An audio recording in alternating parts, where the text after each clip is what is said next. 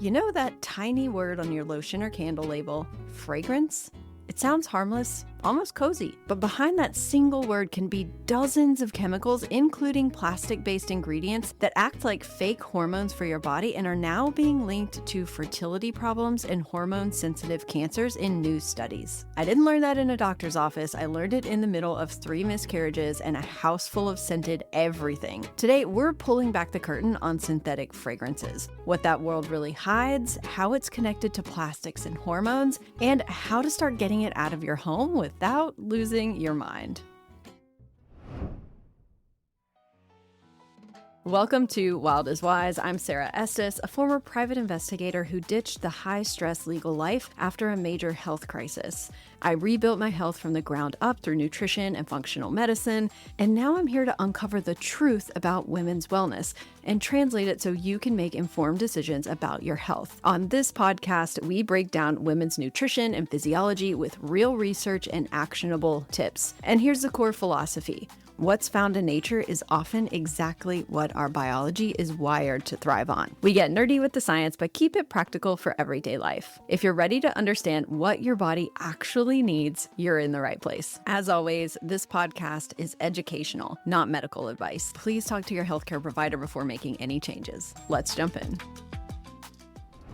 Recently, I watched the Netflix documentary, The Plastic Detox. If you have not seen it, I highly recommend it. It's so good, if not absolutely terrifying. It follows couples through fertility struggles who are trying to lower their exposure to plastic-related chemicals, things like phthalates and BPA, microplastics, plasticizers that can act like hormones in the body. The filmmakers share new research where scientists are finding microplastics not just in water and soil, but in human blood and even in reproductive tissues. One 2025 review pulled together several studies showing that microplastics can harm female fertility in animals, and a separate paper reported the first evidence of microplastics in human ovarian fluid. That's the fluid that bathes your eggs as they mature. When I saw that, it took me right back to my own fertility journey and to an overlooked source of plastic-related chemicals in my life: synthetic fragrance. This episode was really inspired by those two things colliding at once. One side, you have this documentary showing couples doing everything they can to get plastics and plastic-related chemicals out of their homes. They're changing their containers, they're switching products, rethinking daily routines. And then on the other side, you have my lived experience of 3 miscarriages, 3 surgeries, and 0 conversations from my doctors about the scented products I was putting on my skin and breathing in all day. The film talks about phthalates, microplastics, and plasticizers and things like BPA that can act like fake hormones in the body. It's not just plastic water bottles that we need to be worried about. It's food packaging, it's dust, it's clothing, it's things in our kitchen, and it's also our cosmetics and perfumes. Watching that, I realized again how easy it is to focus on the obvious plastics that we can see and completely miss the invisible ones we spray on, rub in, and burn in our homes under that tiny, friendly little sounding word, fragrance. So that's what I want to unpack with you today: how fragrance became a part of my fertility journey, what the latest science is saying about synthetic fragrance and women's hormones, and what you can do to start shifting this in your own life in a way that feels doable. Because sometimes it's easy to get overwhelmed when you start thinking of all the things that you should be not doing or cutting out to be healthy. There is so much out there to fear and be afraid of that you can't really live like that. So the goal here is to say, how can we control what we can control and return to what's more natural in a way that's actually reasonable for our life? It doesn't make sense to just feel like we need to throw out absolutely everything in our bathrooms and start from scratch. That's super expensive, and it's just not a practical thing to do. So we're going to talk about smaller steps that we can take to work towards a better, healthier life. My own story started with this during a really, really hard season. I went through 3 miscarriages and 3 major surgeries. I did endless scans, and the answer I kept getting was some version of, we don't really know why this is happening. Along with the miscarriages and problems with my reproductive organs, I also had uterine fibroid tumors, which were causing major problems, and I ended up having to get those surgically removed. And at no point did any of my doctors in the fertility clinic or my OBGYN, did they ever say, hey, you are living in a cloud of synthetic fragrance every day. And many of these chemicals are known or suspected hormone disruptors. cancers. Maybe we should talk about that. I had to find that out by working with a holistic nutrition practitioner. She not only helped me clean up my diet, but she helped me evaluate my home and my environment for synthetic chemicals and toxic overload that was happening there, not only just from the chemicals and toxic ingredients in a lot of the food I was consuming. When I started learning about all this, working with her, I started doing the research on my own. And I learned something that honestly shocked me. On US labels, the single word fragrance, or sometimes you'll see it as parfum, it's Parfum. If you see either one of those, it's treated as a trade secret. Companies don't have to tell you what's inside that mixture. Under that one word, there can be dozens, sometimes hundreds of separate chemicals. The smell chemicals themselves, solvents to keep everything mixed, preservatives, and fixers like phthalates that help the scent last on your skin, your clothes, or in the air. A 2023 scientific review actually asked this question directly. Do synthetic fragrances and personal care and household products affect human health? The authors looked at perfumes, lotions, cleaners, and more and concluded that fragrance chemicals can trigger headaches, migraines, asthma attacks, skin reactions, and may disturb what they call the endocrine immune neural axis, which is just a fancy way of saying they can mess with how your hormones, your immune system, and your brain talk to each other. Another paper from 2022 that tested perfumes and colognes found that about 3/4 of people with breathing problems reported asthma symptoms when they were exposed to perfumes. And in one group of adults, around 20% reported respiratory issues, and about 5% reported actual asthma attacks related to fragrance exposure.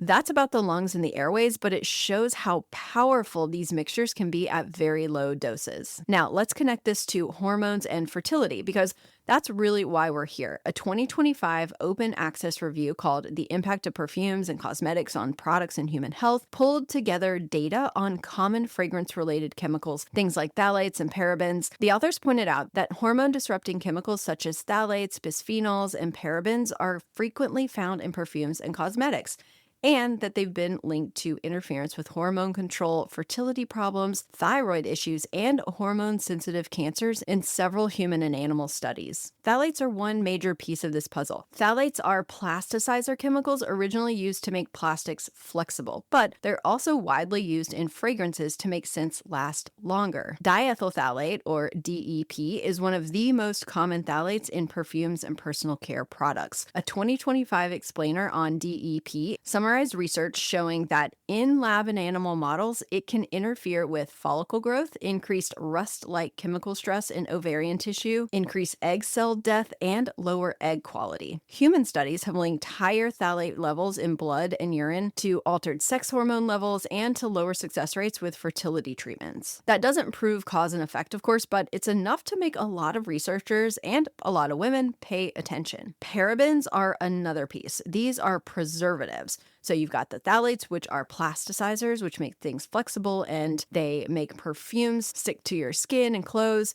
Whereas parabens are preservatives whose name end in a dash paraben. So in makeup and things like that, you might find it'll say methylparaben or propylparaben. It's usually at the end of the long, strange chemical sounding word. In 2025, a Nature Communications paper reported that when pregnant mice were exposed to polyparaben, their daughters and granddaughters had worse fertility, with signs of damaged ovarian function and fewer healthy eggs. Earlier work from that same research group suggested that paraben exposure could drive changes similar to diminished ovarian reserve in humans. And remember, parabens are often used alongside fragrance in lotions and other personal care products as a preservative. When I was going through my journey and I started looking really closely at everything in my cabinets, I found this ingredient in so much of my makeup that I ended up tossing because I wanted to have a healthy pregnancy. And good news, it all worked. Once I started removing all of these toxic chemicals from my life, I was able to, in 3 months, have a baby. Now, is that going to be your result? I don't don't know, but I'm just telling you what worked for me. And after years of fertility struggles, just 3 months of removing all of this stuff led to me having a perfectly healthy pregnancy. So that's why I'm sharing this, is because I had no idea that these things were bad. I had no idea what to look for. So I'm hoping that some of this information, even if it sounds a little hard to understand right now, as you start learning these things, it starts to click and you know a little bit more about what to look for in your products and what to avoid. Researchers are looking more and more closely at microplastics in female reproductive health. That 2025 review I mentioned found that microplastic exposure in animal and lab models significantly affected ovarian function, lowered fertility rates, and disrupted hormone levels. Yet another paper published in 2025 as well reported the first evidence of microplastics in human ovarian follicular fluid, the fluid that surrounds your eggs as they mature. We don't fully know what that means yet in real life, but as a woman who's walked through infertility, just knowing that tiny plastic particles are showing up where your eggs live is enough for me to say, okay, I'm gonna lower my plastic-related chemical load wherever I reasonably can. So if we put this together, we see a pattern.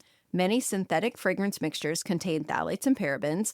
Phthalates and parabens are now widely recognized as hormone-disrupting chemicals. They've been linked in research to ovarian damage, lower egg quality, disruptions in sex hormones, and hormone-sensitive cancers, especially when exposure starts early and continues over time. Microplastics and plastic-related chemicals are being found in some of the most sensitive tissues in the body, including your ovarian fluid, like we talked about, and in experimental work, they clearly harm female fertility. Now, no one is saying that one candle causes infertility, but when you zoom out and you look at daily chronic low dose exposure from dozens of scented products, think your candle, your dry shampoo, your lotion, your soap, your laundry detergent that your clothes are washed in, the lemon scented dishwashing liquid that you use to wash your dishes, all of those things add up. And fragrance becomes a very important lever that you can pull if you care about your hormones, thyroid, and fertility. Now, I want to bring this back down out of the research papers and into actual life.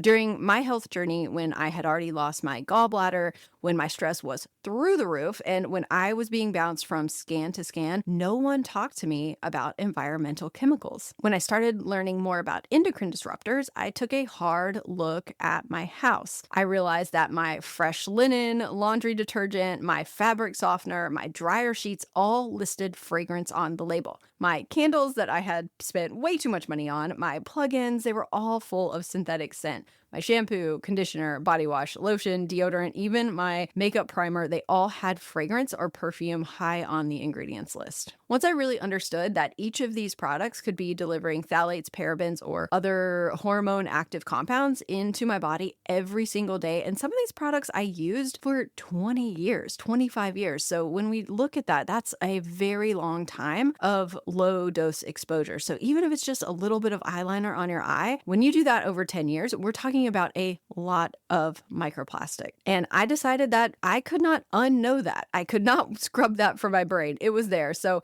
I made the choice to go completely fragrance-free wherever possible. And it was one of the hardest practical changes I've ever made because scent is so tied to memory and comfort. Like the smell of warm laundry with all of that like mountain spring, whatever smell is really comforting to me. And I've grown up with that. I've had it in my life forever. So it was hard. And also because I had no idea how many things in my house contained that one word. Fragrance. It was quite an undertaking to slowly work all the fragrance products out of my house. I did not gut my life in one weekend. I went room by room. So in the laundry room, I swapped my detergent and fabric softener for truly fragrance-free versions, and I ditched the scented dryer sheets.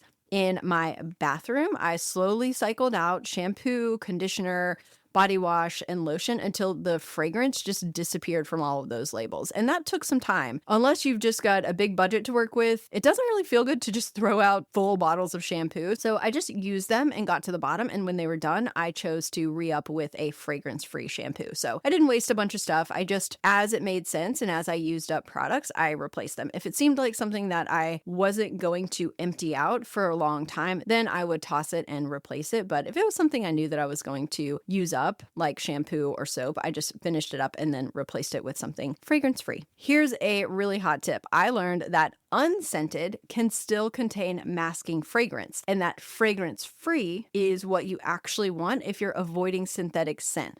So I looked for brands that were clear about being phthalate-free and paraben-free. In my cleaning supplies, which this was a huge one, I replaced the heavily scented sprays and soaps with simpler, low-tox, or fragrance-free options. In my living spaces, I let go of the plugins and the strongly scented candles. So now when I use candles, which I love candles, I love little tea lights and stick candles, but now I choose the ones that are made from simpler waxes, either unscented or very lightly scented with pure essential oils that I tolerate pretty well. That's the thing, is essential oils can typically be fine, but it's those synthetic fragrances that you want to avoid. Something that surprised me probably the most was how loud synthetic fragrance becomes once you remove it. After a few months of living fragrance-free, walking through a Sephora or an Ulta or the perfume section of like Macy's or Nordstrom or something, it felt like walking into a chemical cloud. I could feel it in my sinuses, my head, sometimes even in my chest, and I would get this like crazy headache. And that normal department store smell suddenly just read as a wall of chemicals to my body. I can't stand here and tell you that going fragrance-free was the single magic key that fixed my fertility. Biology is very rarely that simple. At the same time I removed synthetic fragrance, I was also radically improving my nutrition, supporting my gut and liver, stabilizing my blood sugar, and using more bioavailable forms of key nutrients like iron and B12. But I do know that once I spent about 3 months focusing on nutrient-dense foods and removing synthetic fragrance from my home, my body finally seemed to have enough breathing room to rebalance. My cycles stabilized, my energy improved a lot, and as I mentioned earlier, after that 3-month reset, I conceived and carried my daughter Nova to term. I'll never be able to say it was this one thing, but I can say with absolute conviction and complete honesty that removing synthetic fragrance, especially after all of the science that I understand now, is a lever I will never unpull. So if you're listening and you're thinking, okay, now I'm looking around my house and everything has fragrance on it,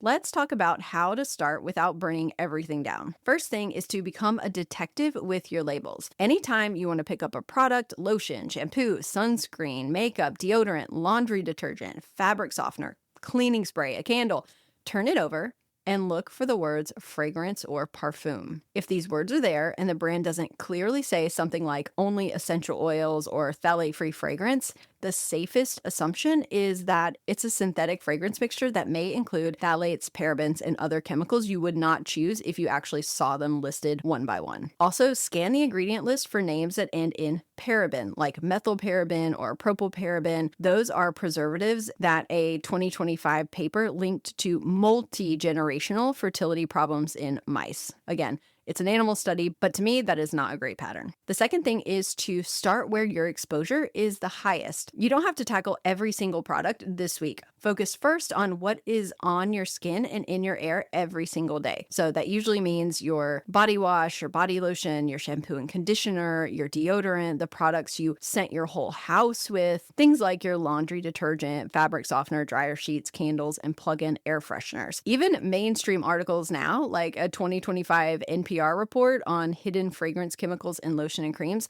are telling pregnant women and people trying to conceive to avoid fragrance products when possible, because fragrance is a major source of phthalate exposure. The third thing is to look for transparency and simple language from the brands you choose. If a product is truly fragrance-free, it'll say fragrance-free, not just unscented. Many better-for-you brands now also say phthalate-free and paraben-free somewhere on the label, so look for those. Some will list their fragrance components individually or say only essential oils. No labeling system is perfect, but anytime a brand is willing to be specific rather than hiding behind, quote, fragrance, that's a good sign. Now, as you do this little experiment, I want you to keep your nervous system in view, not just your hormones. You don't have to clear your house overnight. You don't have to feel shame about the products you've used in the past. You are not toxic because you like scented candles. The point here is informed consent. The point is having enough information to say, okay, given what I know about phthalates, parabens, and microplastics, I'm going to lower my exposure to synthetic fragrance where I reasonably can because my hormones, my future self, and possibly my future children or my existing children are worth that effort. And the other side of informed consent is that if you do choose to light a scented candle, you understand what that's doing. So you're making that choice with the understanding of the health cost at the end of it. And that's, I think, the most important part. It's not never do this. It's just understand the cost that your body is potentially paying for this particular choice. And of course, this is one piece of a bigger picture. On this show, we've talked about how your gut helps make fuel and support your immune system, how your liver is processing everything from hormones to medications to environmental chemicals, and how perimenopause, menopause, and other hormone shifts can change how your body absorbs and uses nutrients. When you combine fragrance-free living with nutrient-dense food, better sleep, stress support, and thoughtfully chosen supplements, you're not trying to be perfect. You're stacking small decisions that all point in the same direction. If this episode resonated with you and you want help taking action, I'm putting together a simple fragrance audit checklist that you can use room by room. You'll be able to download it at wildiswise.com. It'll walk you through exactly what I did, how to read the labels, which products to prioritize first, what to look for in safer swaps, and how to do it in a way that feels calm and doable instead of overwhelming. You don't have to change everything tomorrow. You don't have to live in fear. You are allowed to love scent, and you're allowed to grieve certain products as you let them go. But you're also allowed to choose a future with fewer synthetic fragrances, fewer hormone mimicking chemicals in your home, and more respect for what your body is handling every single day. As we say here, wild is wise, and sometimes the wildest and wisest move is as simple as turning a bottle around, finding that tiny little word fragrance, and deciding to make a better choice for yourself. All right, that's it for today's episode. Thank you so much for listening, and as always, I hope this information has been helpful and useful for you. Until next time, stay wild, stay wise. I'll see you next week.